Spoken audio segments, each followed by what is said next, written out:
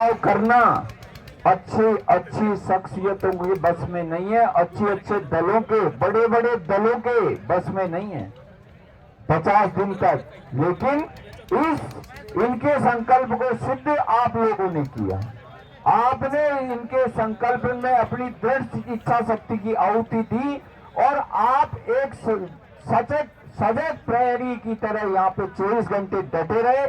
आप सभी को मैं इस मंच से बार बार नमन करता हूँ, बार बार प्रणाम करता हूँ साथियों।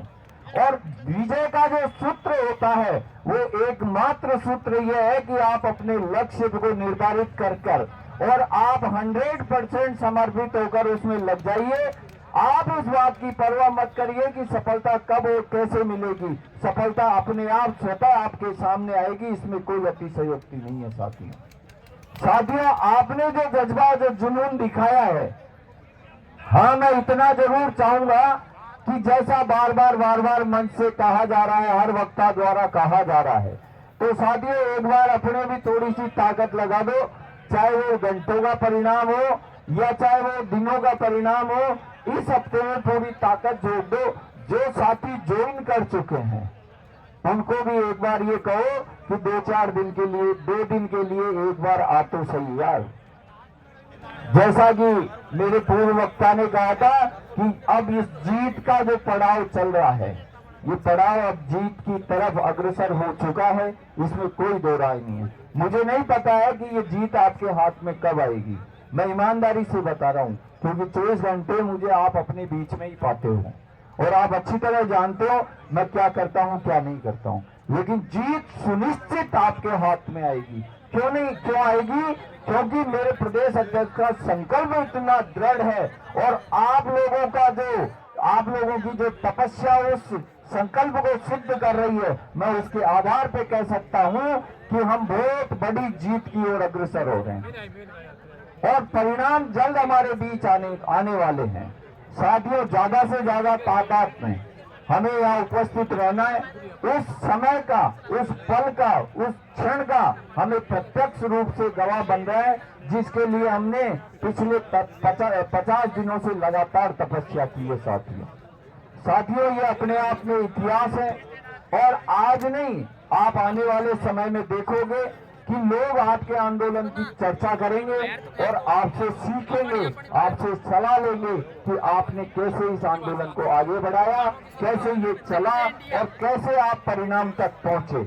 मैं ये दावे से कह सकता हूं, आप जिस जिले, जिस गांव, जिस ध्यानी, जिस कस्बे में नौकरी करते हैं, वहां पे लोग इस आंदोलन के बारे में आपको जरूर पूछेंगे। आपने एक ऐसा इतिहास कायम किया है, राजस्थान की सरकार के सामने एक उदाहरण पेश किया है। हट की पराकाष्ठा पे आप लोग गए हो।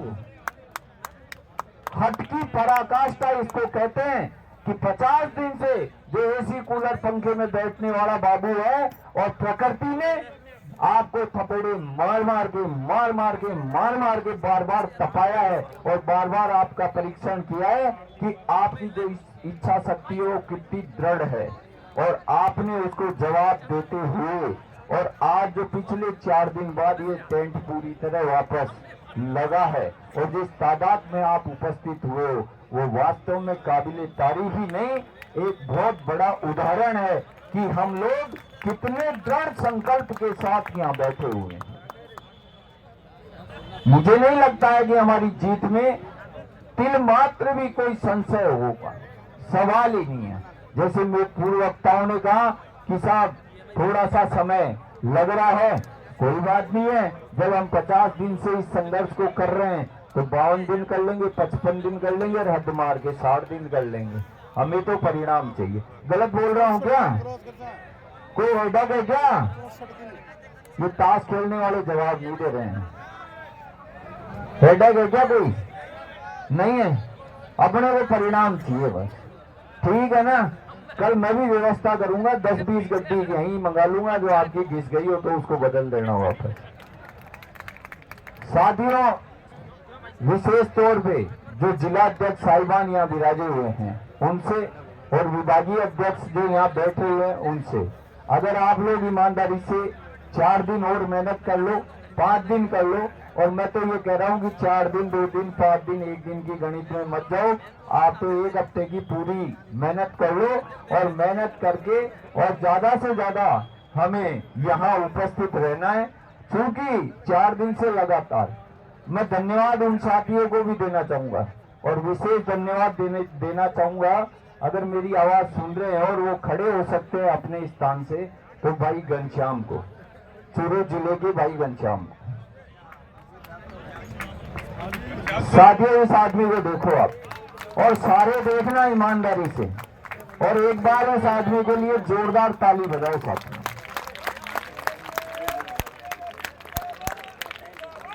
ये साथी इस टेंट को, मैं केवल कल की बात बता रहा हूं आपको, जब परसों पहले रोज तूफान आया था, हमारा टेंट उड़ के चला गया था, वो सारा घटनाक्रम, वो मंजर आपको बताया था। और हकीकत में बात ये है कि वो तो वास्तव में एक दर्दनाक हादसा था जिसको ईश्वर ने हमें बचाया, वरना ये मानो सैकड़ों की तादाद में जो है वो यहाँ हमारे साथी घायल नहीं होते, मरते, घायल नहीं होते, शुद्ध रूप से मरते।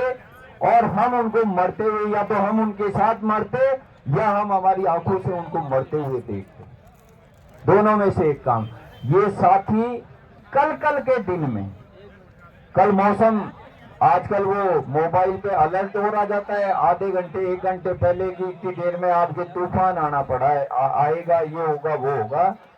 इस साथी ने, केवल कल का बता रहा हूं मैं, जबकि आने के बाद ये 1 मिनट नहीं रुका है। ये अकेला साथी अपने 4-5 साथियों को साथ लेकर कल के दिन में 3 बार इस पूरे टेंट को खोला है, फिर 3 बार बांधा है। मतलब पूरे दिन में 1 बार खोला फिर बांधा, 3 राउंड इस आदमी ने पूरे अकेले ने किए। ये देखिए, और अभी भी इस टेंट को जब टेंट वाले बांधने के लिए आए तो ये पूरा उनके साथ लग के, ये घनश्याम जी जो है, और इन्होंने ये कहा कि भैया इस तरीके से इसको बांध कि अगर आंधी तूफान का कोई अलर्ट आ जाए तो मुझे सट खोल के इसको लपेटने में कोई दिक्कत नहीं हो। और पता है 3 दिन से लगातार आपके इस टेंट को बचा के खड़ा कर रखा है एक अकेले आदमी ने। ये समर्पण जो होता है ना साथियों आंदोलनों का, और ऐसा एक एग्जाम्पल मैं इसलिए दे रहा हूं आपको कि ये साथी लगातार कल दिन में 3 बार इस टेंट को खोलता है और 3 बार बांधता है। इनके साथ कम से कम 10-15 साथियों की पूरी टीम है और वो पूरी टीम एक साथ लग जाती है। और मैं इनको सबको हृदय से प्रणाम करता हूं कि इन लोगों ने इस पांडाल को अपना घर, अपना परिवार, अपना मंदिर सब कुछ मान लिया, और 24 घंटे ये लोग इस पांडाल की सुरक्षा के अंदर लगे हुए रहते हैं। यहाँ तक लगे हुए रहते हैं कि कल मेरी बहुत ज्यादा थकान होने के कारण मेरे को लगभग 11 बजे से नींद आ गई, तो ये मुझे आके कहते हैं भाई साहब आप सो जाओ, जितना सो सकते हो उतना आज सोना, मैं पूरा ध्यान रखूंगा। और ये भाई पूरे इस पांडाल के रात भर 3 से 5 चक्कर काटता है, क्योंकि यहाँ पे रात को सामान उठाने वाले आ जाते हैं, छोटे छोटे बच्चों को भेज देते हैं, कभी वो कुछ ले जाते हैं, कुछ नहीं, कभी कुछ उठा के ले जाते हैं, कभी कुछ उठा के ले जाते हैं, लेकिन पूरी रात ध्यान रखता है। ये हमारा शिवराम कहाँ गया, वो गायब हो गया, बोल लगे। ये तो अजीब गरीब इंसान है बिल्कुल, इसको क्या कहें क्या नहीं कहें ईश्वर ही जाने। लेकिन ऐसे लोग आप ये देखो, और ऐसे ये मैं आपको 1-2 एग्जाम्पल दे रहा हूं, कम से कम सैकड़ों की तादाद में ऐसे साथी हैं जो बिना लाइमलाइट में आए हुए, बिना जिनका नाम सामने आए हुए, न उनका नाम सामने है न उनका चेहरा सामने है, और सुबह 4 बजे उठ के लग जाते हैं, रात को 2:30 बजे जैसे ही हवा चली, आंधी आई, खटखट इसको खोला। और अब तो इतना ट्रेंड हो गए कि ये घनश्याम जी तो ये कह रहे थे भाई साहब मैं तो यहाँ से जाऊंगा, साल 6 महीने की नौकरी करूंगा, रिटायरमेंट लूंगा। मैंने कहा फिर कहते टेंट की दुकान खोलूंगा। इतना ट्रेंड हो गया, ये देख लो, खटाखट बांधना, खटाखट खोलना। और ऐसे, और जब आप सोचो इतने निस्वार्थ भाव से सभी साथी इस यज्ञ में लगे हुए हैं, तो उसकी सफलता को ईश्वर भी चाहकर भी नहीं रोक सकता। सफल तो ये होना ही होना है। इंतजार केवल उस पल, उस क्षण, उस समय, उस दिन का है कि वो कल हमारे सामने आता है। बाकी इसकी सफलता को तो कोई रोक ही नहीं सकता, ये मानो।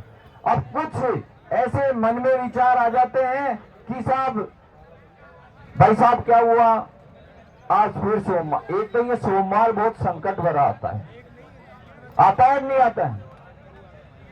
बताओ, शुक्रवार सही बात है ना, ये सोमवार शुक्रवार तक कोई अड़ग नहीं रहती। अब आज सोमवार निकल गया ना, तो शुक्रवार तक कोई अड़ग नहीं है, शुक्रवार से फिर चालू हो जाएंगे। अरे भाई साहब, फिर सोमवार आ रहा है, देखो अब क्या करें। तो ये सोमवार की जगह डायरेक्ट मंगलवार आता तो ज्यादा सही रहता है ये।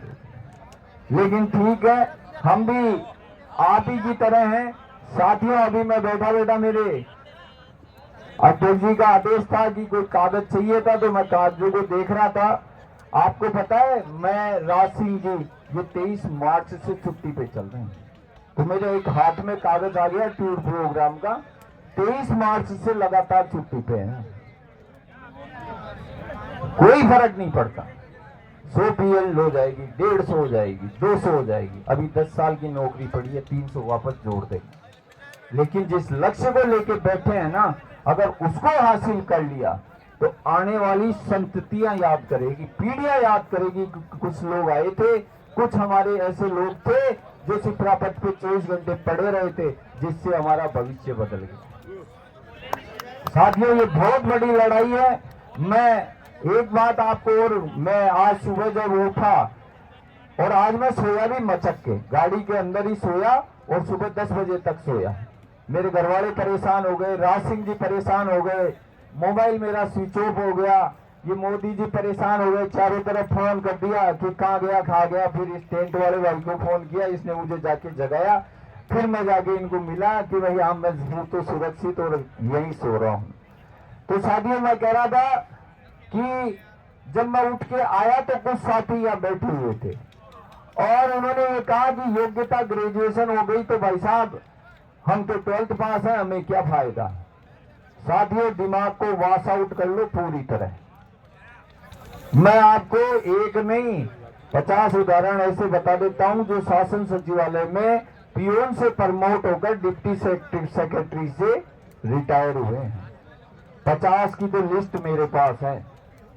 इसलिए जो जहां आज की तारीख में है, जिस योग्यता के साथ है, उसको किसी प्रकार की कोई हेडक नहीं है। आने वाले टाइम में जिस डेट को ऑर्डर होगा, उसके बाद आने वाले टाइम में कोई आदमी इस कैडर में एंट्री मारेगा तो उसकी मिनिमम योग्यता ग्रेजुएशन होगी। इसलिए दिमाग से हर चीज को, हर पॉइंट को, पहली मांग हमारी क्या है, 2800 ग्रेड पे विलोपित करवाना। ठीक है, उसके अलावा हम उसी मांग में ये मांग रहे हैं कि हमें जो है 7600 तक। उन्हीं साथियों ने कहा था कि भाई साहब एक बार आज जो आप बोलो तो हमें विस्तार से मांग पत्र के बारे में बताना। तो बताऊं या नहीं बताऊं? अच्छा, कितने साथी ये चाहते हैं कि मांग पत्र पे बात करो? एक बार हाथ देखो भाई, हाथ तो खड़े कराए बिना मैं नीचे बैठूंगा नहीं। कितने साथी चाहते हैं कि मांग पत्र पे बात करो? ये ताश वाले तो बिल्कुल नहीं चाहते, दिख नहीं लग रहा। चाहते हैं क्या? इनके भी क्या है, ये भी ये हो गए कि ये भाषण देने वाले सबको दे रहे हैं। अगर कोई बोले ना ताश वाले, इनका सरनेम हो गया ताश वाले, बाबूजी ताश वाले हो गया ना। तो साथियों, मैं मांग पत्र के बारे में आपको बता रहा था। हमारी जो एक तो मांग पत्र नहीं है, कितने साथी मांगते हैं, ये मानते हैं कि ये हमारा मांग पत्र है? क्या है ये न्याय पत्र है, जिसके लिए बाबू 50 दिन से लगातार संघर्ष कर रहा है।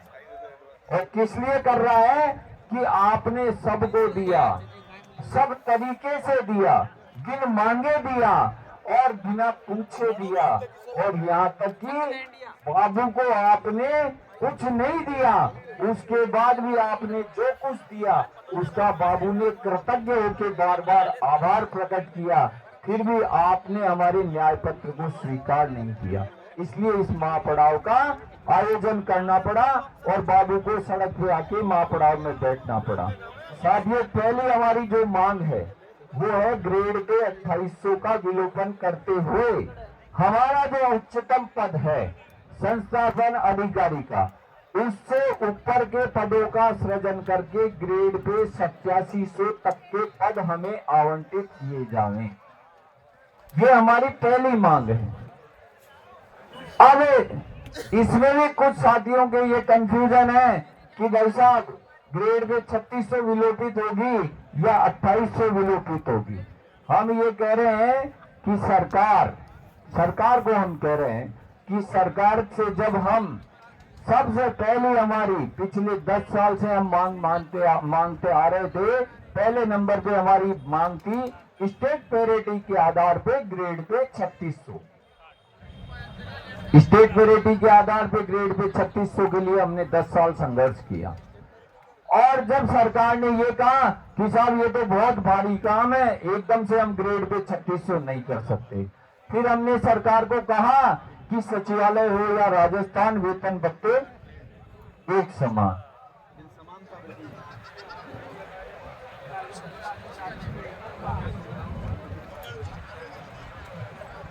कोई ड्यूटी वोटी लगाए ना तो उसको कह दो हड़ताल पे है, सरकार फैसला करेगी जब आएंगे। तो सरकार ने, हमने कहा कि साहब समान भर्ती, समान योग्यता, समान एग्जाम की एजेंसी, समान दिन हमारा एग्जाम हो रहा है, एक हमारा रिजल्ट आ रहा है, एक हमारी मेरिट बन रही है, उस मेरिट में मैं वीरेंद्र दादी टॉपर हूँ, तो मैं बाड़मेर का रहने वाला हूँ, और मैं जो है बाड़मेर का रहने वाला हूँ, तो मैंने मेरी मेरिट टॉपर होते हुए भी मैंने ये कह दिया कि मुझे बाड़मेर जिला चाहिए। तो मेरे सेकंड नंबर पे जो आदमी है वो शासन सचिवालय में चला गया, और उसमें कहीं कोई किसी प्रकार की ऐसी व्यवस्था नहीं है कि साहब एक सचिवालय में नौकरी करने के मात्र से ही आपके वेतन भत्तों में इतनी बड़ी विसंगति पैदा कर दी जाए। तो जब 3600 के लिए सरकार ने कहा कि बहुत बड़ा वो है, ये तो मामला हम एकदम से 3600 नहीं कर सकते, तो हमने कहा साहब सचिवालय हो या राजस्थान, वेतन भत्ते एक समान।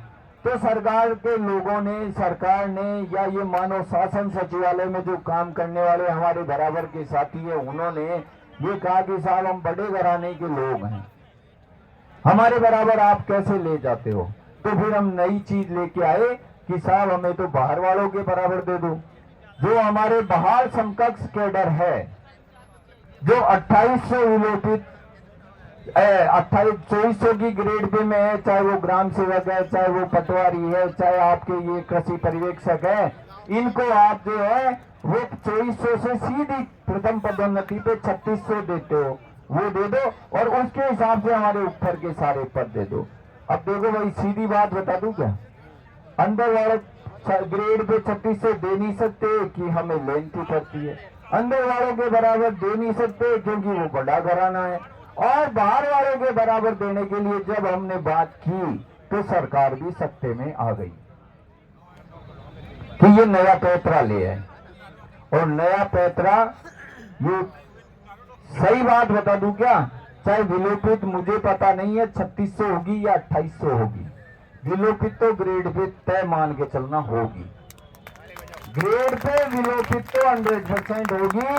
ये जो 2800 विलोपित का तर्क है ना, इसका किसी के पास कोई जवाब नहीं है। क्यों नहीं है? इन वार्ताकारों को इतनी आसानी हो गई कि साहब ये नहीं देंगे तो ये दे दो, ये नहीं देंगे तो ये दे दो, ऑप्शन आपके पास 3-3 हो गए। अब सरकार को सोचना है कौन सा देना है। तो ये मान के चलो ग्रेड पे तो 100% विलोपित होगी, और उसी के साथ हम क्या मांग रहे हैं, उसी के साथ हम मांग रहे हैं ऊपर की ग्रेड पे हमारी जो अभी 6000 संस्थापन अधिकारी है, ये जो जितने भी सीनियर साथी बैठे हुए हैं, वो साथी जो है ये पूछते हैं बार बार कि साहब ये ऊपर 6000 से ऊपर कहां तक जाएगी। तो महासंघ मान रहा है कि 8700 तक की ग्रेड पे का तो निर्णय सरकार को करना ही चाहिए, तब जाके हमारे केडर को हम सही ढंग से सही दिशा में आगे बढ़ा सकते हैं। और मुझे पूरी उम्मीद है कि ज्यादा भी नहीं तो हम इस लक्ष्य के करीब तो पहुंच ही जाएंगे, इसमें कोई दो राय नहीं है साथियों। जैसी मैं इनसे सुनता हूं सारी, और दूसरी चीज, दूसरा बिंदु जो हमारा है वो सब आपको विदित है कि 9,840 को 80-80 कर दी थी जो सरकार ने दिया। ये भी एक गजब की चीज है कि राजस्थान के नहीं, हिंदुस्तान के इतिहास में, कर्मचारी जगत के इतिहास में आज तक ऐसा नहीं हुआ होगा कि दिया हुआ परिलाभ किसी सरकार ने देने के 5 साल बाद वापस छीन लिया हो।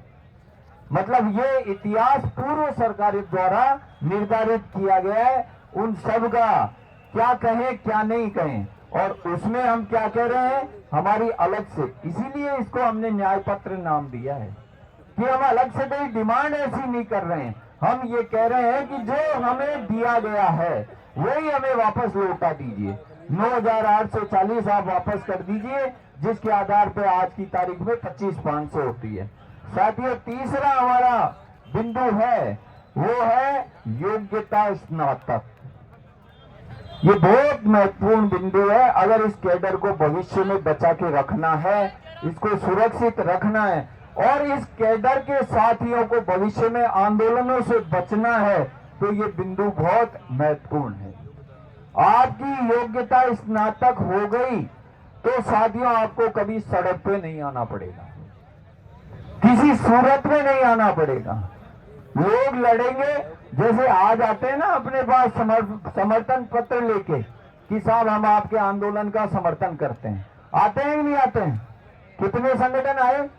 वैसे आपका जो भी भविष्य का प्रदेश अध्यक्ष होगा वो समर्थन देने ही जाएगा, ये मान लो, वो लड़ने नहीं जाएगा और अपने बाबू को लड़ेगा, लड़ाने के लिए सड़क पे नहीं उतारेगा अगर आपकी योग्यता स्नातक हो गई तो। ये योग्यता स्नातक बहुत बड़ा पहलू है इस कैडर के लिए, वरना इक्वल टू पियोन आप लोग रह जाओगे और कुछ नहीं होगा। आने वाले टाइम में इस कैडर को 2013 की पूर्व स्थिति में पहुंचा दिया जाएगा। इसलिए ये योग्यता स्नातक बहुत महत्व, और ऐसा नहीं है कि योग्यता स्नातक हम ही मांग रहे हैं, क्योंकि हमारे समकक्ष कैडरों को सबको कर दी गई है। अभी अभी आपने पुलिस, मतलब एक आश्चर्य की बात है कि सरकार के जो नीति निर्धारक लोग हैं वो किस विचारों के साथ काम करते हैं, क्या उनका विजन होता है, क्या वो सोच के ये काम करते हैं, मेरे तो ये भी समझ के परे हैं। आप ये देखिए कि अभी इन्होंने पुलिस कांस्टेबल की योग्यता 10th से 12th की है। कांस्टेबल इनको 12th पास चाहिए जो 10th पास था। और ग्राम सेवक का काम कहाँ है? ग्राम पंचायत। भाई पूरी बात करूं, आप इंटरेस्ट आ रहा हो तो? आ रहा हो क्या? कितने लोगों को आ रहा है या नहीं आ रहा है? जब तो भाई देखो, मांग पत्र तो मांग पत्र है, जिसके लिए हम 50 सालों से 30 साल 28 साल कोई 32 साल बता रहा है लड़ते आ रहे हैं, तो उसका विश्लेषण तो पूरे तरीके से जरूरी है। तो साथियों, ग्राम सेवक चाहिए योग्यता ग्रेजुएट। वो ग्रेजुएट ग्राम सेवक किसको समझाएगा, कहां काम करेगा? ग्राम पंचायत पे। किसके साथ? किसानों के साथ, मजदूरों के साथ, जो ये मान के चलो कि जिनकी शिक्षा कम है उन लोगों के साथ जो डील करेगा वो व्यक्ति कौन होगा? वो स्नातक पास चाहिए राज्य सरकार को, पढ़ा लिखा चाहिए वो, क्योंकि वो पढ़ा लिखा होगा जबकि वो चाहिए क्या? 10वीं पास, क्योंकि 10वीं पास आदमी उन्हीं की भाषा में उनको समझा देगा, उन्हीं के तरीके से उनको समझा देगा। लेकिन आप देखो नीति निर्माताओं को, जो लोग फैसले करते हैं, उनकी हास्यास्पद स्थिति देखो आप, कि वो जो ग्रामीण क्षेत्र में ग्रामीण जनता से जो हमारी देसी भाषा में बातचीत करती है, उसके संपर्क में रहने वाला व्यक्ति तो चाहिए योग्यता स्नातक ग्रेजुएट। और जो कार्यालयों में बैठ के नीति निर्माता है, आपकी फाइलों को प्रोसीड करता है, आपके सारे नियम कानून जो भी आपकी नीतियां बनती है उनको बनाता है, वो चाहिए 12वीं पास। वो ग्रेजुएट नहीं होना चाहिए। वो ग्रेजुएट हो गया तो सारा मामला गड़बड़ है। और इस गड़बड़ की स्थिति का विश्लेषण भी मैं तब करूंगा जब ये योग्यता स्नातक हमारे हाथ में आ जाएगी। ये गड़बड़ी बहुत बड़ी गड़बड़ी है और सोची विचारी और समझी हुई सारी रणनीति के तहत इस योग्यता स्नातक से केवल मात्र बाबू को वंचित रखा गया है। ये बहुत बड़ी चीज है हमारे लिए और ये इसके लिए मुझे खुशी है कि इस समय जो प्रदेश कार्यकारिणी है वो पूरी तरह पूरी ताकत से जुटी हुई है और इसके बारे में भी सकारात्मक सोच के साथ सरकार आगे बढ़ रही है। ये भी हमारे लिए खुशी की बात है। लेकिन साथियों, ये हमारे लिए, आप सोचिए, पटवारी स्नातक चाहिए, ग्राम सेवक स्नातक चाहिए, लेकिन कार्यालय में एक मंत्री के नीचे, एक सेक्रेटरी के नीचे, एक चीफ सेक्रेटरी के नीचे काम करने वाला बाबू 12वीं पास चाहिए, वो ग्रेजुएट नहीं चाहिए। ये क्या है? ये आपके खिलाफ सीधा सीधा षड्यंत्र है, सीधा सीधा, कि इस कैडर को योग्यता स्नातक नहीं होनी चाहिए। क्यों नहीं होनी चाहिए? कोई तर्क नहीं है, कोई आधार नहीं है। आप सबकी योग्यता बढ़ा रहे हो तो इसकी बढ़ाने में क्या दिक्कत है? और बढ़ेगी, मुझे इस बात का पूरा विश्वास है और मैं शुरू से आपको कहता आ रहा हूं, जिस दिन से ये महापड़ाव डला है कि देगी तो राजस्थान की अशोक गहलोत सरकार ही देगी, ये मान लेना। इस बाबू वर्ग को कुछ हासिल होगा तो गहलोत जी के द्वारा ही हासिल होगा और किसी के द्वारा कुछ भी हासिल नहीं होगा, क्योंकि जिन्होंने दिया हुआ ही वापस ले लिया, उनसे उम्मीद करना तो बिल्कुल ही बेवकूफी है। इसलिए साथियों, एक हमारा जो इश्यू है वो है कनिष्ठ सहायक के पदों में परसेंटेज में बढ़ोतरी, क्योंकि कनिष्ठ सहायक से वरिष्ठ सहायक के पदों में जो पहले थे वो 24 और 47 थे और 24% यूडीसी और 47% एलडीसी थे, और अब जो हम मांग रहे हैं वो मांग रहे हैं 31% यूडीसी और 40% एलडीसी मांग रहे हैं। और मुझे उम्मीद है, और ये कॉमन प्रभाव आएगा, ये किसी एक विभाग का नहीं है। हम 126-27 जितने भी विभाग है, हर विभाग में ये परसेंटेज चेंज होगा। और इसके साथ साथ हम मांग रहे हैं हमारे जो उच्च पदोन्नति के थे वो 7,000 पद, 26,000 का हमारा समझौता है। किस किस को ध्यान है? हमारा 26,000 पदों का समझौता है, 26,500, ये 500 और बढ़ा दिए इन्होंने। तो जो 7,500 हमारे बच गए, उन पदों की डिमांड है और वो पद हमारे उच्च पद ही होंगे, ओए से ऊपर के पद होंगे वो, और वो पद अगर एजीटी सारे मिलते हैं तो भी ये मान के चलना हमारा भविष्य पूरी तरह उज्जवल है। और साथियों, इसी के साथ हमारा छठा बिंदु जो है वो ये है कि स्टेट पेरिटी के आधार पे ग्रेड पे 3600, इसके बारे में भी बहुत से साथियों के मनों में बहुत सी त्रुटियां हैं और वो इसको समझ नहीं पा रहे। ये टेक्निकल विषय है, क्योंकि ग्राम सेवक की योग्यता स्नातक है, पटवारी की योग्यता स्नातक है, ग्रेड पे 2400 में वो रन कर रहे हैं। अगर हम इस बिंदु को छोड़ते हैं तो सरकार कभी भी उनकी ग्रेड पे तुरंत प्रभाव से बदल देगी, और इसका आपके पास पूरा आधार है। और ग्रेजुएशन होती है तो भविष्य की लड़ाई याद रखना, हम हो सकता है उस पिल्लर के पास बैठ के देखें, लेकिन ये संघर्ष जो आगे का होगा वो ग्रेड पे 3600 पे ही बाबू लड़ेगा। ये देखना, स्टार्टिंग ग्रेड पे 3600 पे ही आगे जाके भविष्य के संघर्ष होंगे। क्यों होंगे?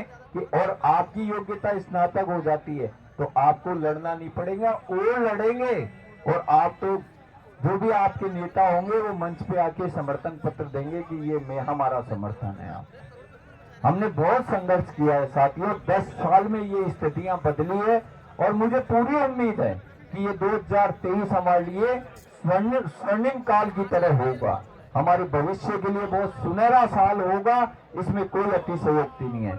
इसके अलावा पंचायत राज के बिंदु हैं, रेवेन्यू के बिंदु हैं, शिक्षा विभाग के बिंदु है। इसके साथ साथ हमने 12.5% पदोन्नतियों का कोटा सीधी भर्ती में भी मांगा है साथियों। जैसे आप ने देखा होगा रेवेन्यू में सीधा प्रमोशन का चैनल आपके तहसीलदार की तरफ चला जाता है। इसी प्रकार और भी 3-4 विभाग है जिसमें डायरेक्ट जो है वो कोटा निर्धारित है। उसी प्रकार हमने हर विभाग में, हर सेल टैक्स में भी है और आपके बीमा में भी है, तो हमने हर विभाग के अंदर उस कोटे के निर्धारण के लिए मांग रखी है कि जो विभाग है उसके पदोन्नति के पदों में 12.5% कोटा एलडीसी का डाला जाए। और ये डिमांड इसके अंदर है साथियों। और इसके अलावा इसमें जो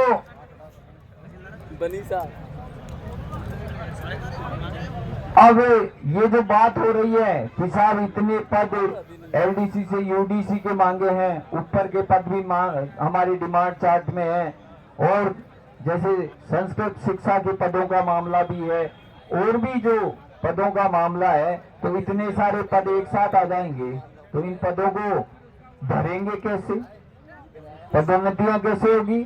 उसके लिए संगठन ने राज्य सरकार के सामने one time relaxation all of the पद, जितने भी आपके पद हैं उन पे हमें पद चाहिए वन टाइम रिलैक्सेशन के साथ। एक बार पूर्ण रूप से पदोन्नति के नियमों में छूट देते हुए सभी पदों पर एक साथ पदोन्नति दी जाए, चाहे एक साथी की एक पदोन्नति हो, चाहे उसी वित्तीय वर्ष में 2 पदोन्नति हो, लेकिन उन पदों को तत्काल प्रभाव से कंप्लीट भरा जाए।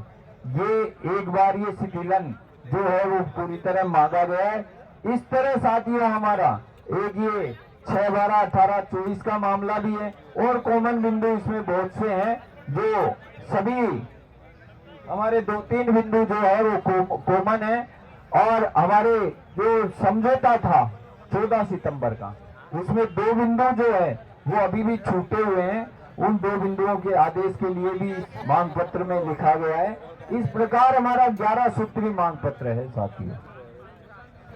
और मैं पुनः कह रहा हूं कि योग्यता स्नातक से उस किसी भी व्यक्ति पर कोई प्रभाव नहीं पड़ेगा जिसकी योग्यता आज की तारीख में 10th है, 12th है।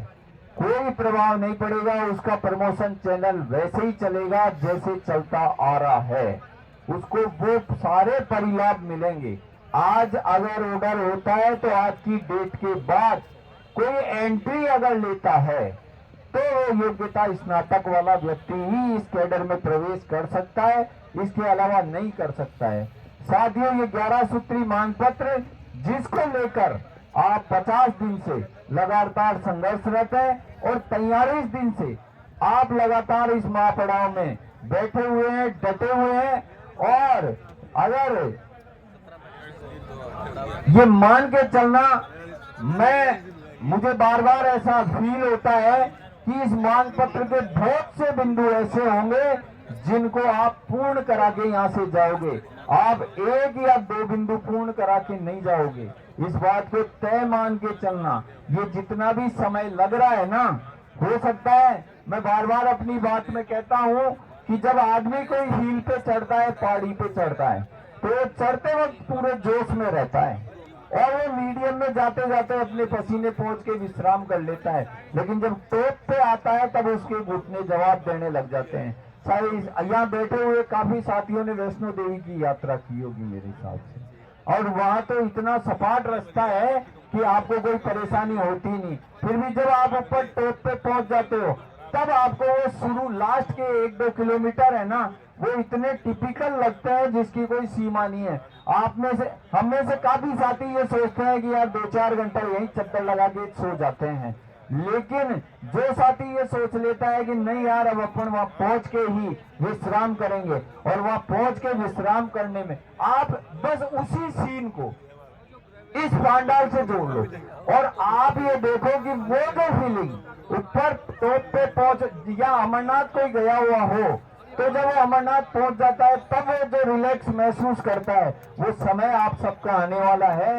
वो शांति, वो सुकून, वो आपके अंदर उत्साह, वो उमंग, वो आपके अंदर एक जवार पैदा होने वाला है, आने वाला है। वो क्षण बहुत जल्दी आने वाला है जो आपकी तपस्या को पूरी तरह सफल करेगा। पूरी ताकत से करेगा। और साथियों, ये मान के चलना, मैं बार बार इस बात को कह रहा हूं कि आप इस मांग पत्र का 1 या 2 बिंदु पूरा करा के नहीं जाओगे। आप इस मांग पत्र के बहुत से ऐसे बिंदु हैं जिनको पूरा करा के यहां से जाओगे। और ये साल प्रत्येक बाबू जो राजस्थान अधीनस्थ सेवा में कार्यरत है, उस प्रत्येक बाबू की पदोन्नति का वर्ष होगा, इसमें कोई दो राय नहीं है साथियों। और इसके साथ साथ हमारा जो मुख्य मुद्दा है ग्रेड पे रिलेटेड, वो योग्यता ग्रेजुएशन और ये यूडीसी, ये सारे काम आपके सकारात्मक दिशा में आगे हैं। और हम परिणाम के इंतजार में यहाँ बैठे हैं। अब ये मुझे पता नहीं है वो परिणाम घंटों में आएगा या 2 दिन में आएगा या 5 दिन में आएगा या 7 दिन में आएगा, लेकिन परिणाम 100% आपके पक्ष में आएगा। हम जीत के साथ हमारे घर पे जाएंगे, इसमें कोई दो राय नहीं है। साथियों, एक बात मैं जरूर आप सबसे कहूंगा, और वो ये कहूंगा कि यहां से आप 100% इस मांग पत्र के परिणाम तो साथ लेके जाओगे, लेकिन आप इसके अलावा वो सब लेके जाओगे जो आप जीवन में करोड़ों रुपए खर्च करके भी नहीं कमा सकते थे, नहीं पा सकते थे। आप इतने नए साथी लेके जाओगे यहाँ से, मतलब जयपुर का रहने वाला साथी इस पांडाल में पिछले 43 दिन से बाड़मेर का जिगरी दोस्त हो गया। मैं कल रात को जब वहां कोने पे गया तो वहां साथी बैठे थे, तो 2-3 सीकर के बैठे थे, 2-3 बाड़मेर के बैठे थे। मैंने कहा यार यहाँ तो यारी गुट के चल रही है। और कल ये मानो वहां पड़ाव खत्म हो गया, और परसों भाई साहब ये यादें हमारे साथ जाएगी। लेकिन हम जो है भाई साहब मोबाइल नंबर ले लिए हमने। अब हम जो बाड़मेर से जयपुर आएंगे ना, तो इन चोरू वालों को भी जयपुर बुला लेंगे और हम जो है यहाँ मिलके इनसे बातचीत करके हमारे पारिवारिक संबंध हो गए, ऐसे संबंध हो गए कि मुझे ताज्जुब होता है कि जिस दिन वो पाइप सर पे गिरा था एक भाई के, वो बूंदी का रहने वाला है और बीकानेर के साथी हॉस्पिटल में ले जाके एडमिट करवा रहे हैं। तो मतलब इसके अलावा भी हमने बहुत कुछ हासिल किया है। साथियों, एक निवेदन आपसे जरूर करूंगा कि जब 50 दिन आपने तपस्या की है, उस तपस्या में आप एक संकल्प जरूर लेके जाएं कि मुझे यहाँ से जाने के बाद जब मैं पहले दिन मेरी कुर्सी पे बैठूं, तो मैं एक स्वाभिमान के साथ अगर मेरे सामने बैठूं और मेरे सामने अगर कोई आके केवल मात्र ये कहता है कि मैं मंत्रालय कर्मचारी बाबू हूं, तो मैं और कुछ करो या न करो, लेकिन इतना सा संकल्प जरूर ले लेना।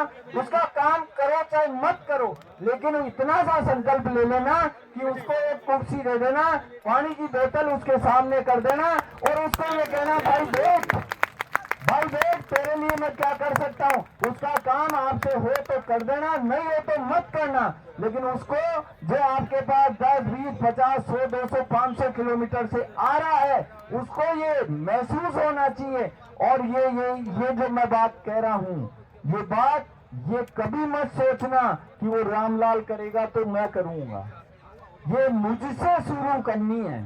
अगर ये आपने कर लिया तो इस कैडर को आप उस शिखर पे पहुंचा दोगे। ये काम बहुत छोटा सा है साथियों, ये बहुत छोटा सा काम है, लेकिन इस काम से आप कड़ी ऐसी जोड़ के खड़ी कर दोगे कि आपका कैडर अपने आप में एक शक्तिशाली कैडर हो जाएगा। आप लोग कितने लोग ऐसे हैं जो एजुकेशन डिपार्टमेंट में काम करते हैं? मैं हाथ खड़े नहीं करवा रहा हूं। आपने देखा होगा हमारे विभाग के अंदर अकाउंटेंट या AAO कितने आते हैं? 1 या 2, इतने ही आते हैं ना।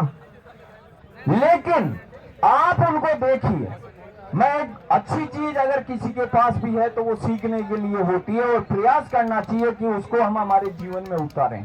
साथियों, उपदेश देने से और किसी के विचारों को अच्छा बताने से जीवन नहीं बदलता है। अगर जीवन को, परिवार को, समाज को या हमें अपने आप को बदलना है, उसके लिए सबसे पहले हमें अपने आप को बदलना पड़ेगा। अगर मैं बदल गया तो सब कुछ बदल जाएगा। मेरी दृष्टि बदल गई तो सृष्टि बदल जाएगी। इसमें कोई अतिशयोक्ति नहीं है। साथियों, आप सोचिए, पूरे विभाग में 1 या 2 कर्मचारी अकाउंट्स के होते हैं, 1 या 2 कर्मचारी अकाउंट्स के होते हैं, और उनके पास आना तो बहुत दूर की बात है, उनके पास भरतपुर का बैठा हुआ अकाउंट्स का कोई जूनियर अकाउंटेंट है और वो गंगानगर वाले को फोन कर रहा है कि भाई यार तेरे डिपार्टमेंट में मेरा ये भाई आ रहा है या भतीजा आ रहा है या ये रिश्तेदार आ रहा है, इसका ये काम कर देना।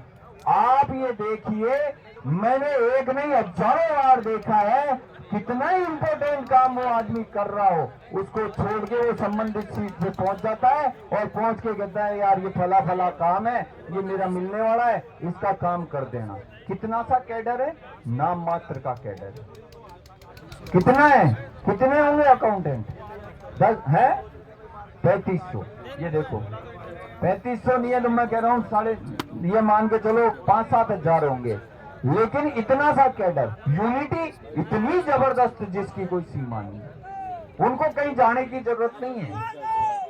चाहे, और मैं पर्टिकुलर एजुकेशन की बात नहीं कर रहा हूँ, वो चाहे पुलिस में, चाहे आरटीओ में, कहीं भी है, वो जाएंगे और खुद सीट से।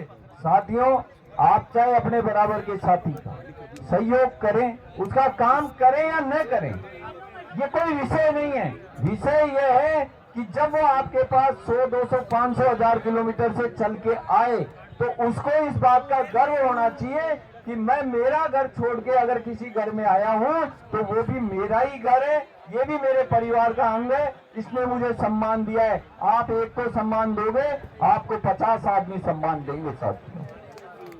साथियों, इस जज्बे की अपनी कौम को बहुत ज्यादा आवश्यकता है, क्योंकि हमारी कौम की दुर्दशा का सबसे बड़ा कारण यह है कि हम अपने आप का सम्मान नहीं करते हैं। हम दुनिया की बात कर लेंगे, लेकिन हम अपने आप का सम्मान करने में इतने संकुचित हैं और इतने अपने दिमाग का प्रयोग करते हैं जिसकी कोई सीमा नहीं है। जबकि हमारा सबसे पहला भाव हमारे साथी के प्रति पूरी तरह से समर्पण का भाव होना चाहिए। इसलिए साथियों, मैं ये मानता हूं कि इस महापड़ाव से आप बहुत कुछ लेके जाएंगे, और जैसा मेरे पूर्व वक्ताओं ने कहा कि जल्दी ही इसका परिणाम होगा, उन सब के मुंह में घी शक्कर के साथ साथ हम सब मिलकर रसगुल्ले और खिलाएंगे कि जल्दी हमारे परिणाम सकारात्मक हो, लेकिन और रिजल्ट आए। लेकिन ये ध्यान रखना, मेरी बात सुन रहे हैं क्या जो साथी ताश खेल रहे हैं? वो एक बात का ध्यान रखना, ये आंदोलन है, ये आंदोलन है। परिणाम आ भी सकता है, अभी भी आ सकता है, 2 घंटे बाद भी आ सकता है, 2 दिन बाद भी आ सकता है, और 5 दिन भी लग सकता है। इसलिए मानसिकता को पूरी तरह एक बात से जोड़ दो कि परिणाम आएगा जब तक हम यहां डटे हुए हैं, पूरी ताकत के साथ। तैयार है अपन सब? मुझे लग रहा है काफी साथियों के संशय हैं। हम परिणाम तक पूरी तरह तैयार हैं? तैयार है। तैयार है तो विजय भी अपनी जल्दी से जल्दी अपने सामने आएगी। साथियों, बहुत समय आज मैंने आपका ले लिया, इसके लिए मैं क्षमा प्रार्थी हूं। मैंने प्रयास किया है कि आपको मैं मानपत्र की हर बात को बहुत तरीके से बता सकूं। बहुत से साथियों की सुबह ये क्यूरीज थी, और एक बार लास्ट में पुनः कह रहा हूं कि योग्यता ग्रेजुएशन से न 10वीं पास बाबू को फर्क पड़ेगा, न 12वीं पास को पड़ेगा, अब जो आने वाला है उसको फर्क पड़ेगा। इसलिए मस्त हो जाइए और दमादम व्यस्त होकर खेलते रहिए और परिणाम आने का इंतजार करिए, फिर जश्न मना के यहाँ से हम चलेंगे। एक बार पूरी ताकत के साथ मेरे साथ आवाज में आवाज मिला के, ये विशेष तौर पे ताश वाले, बाबू एकता जिंदाबाद, बाबू एकता जिंदाबाद, जिंदाबाद जिंदाबाद। बाबू बाबू भाई भाई देखो भाई, अब पाई पाई लेना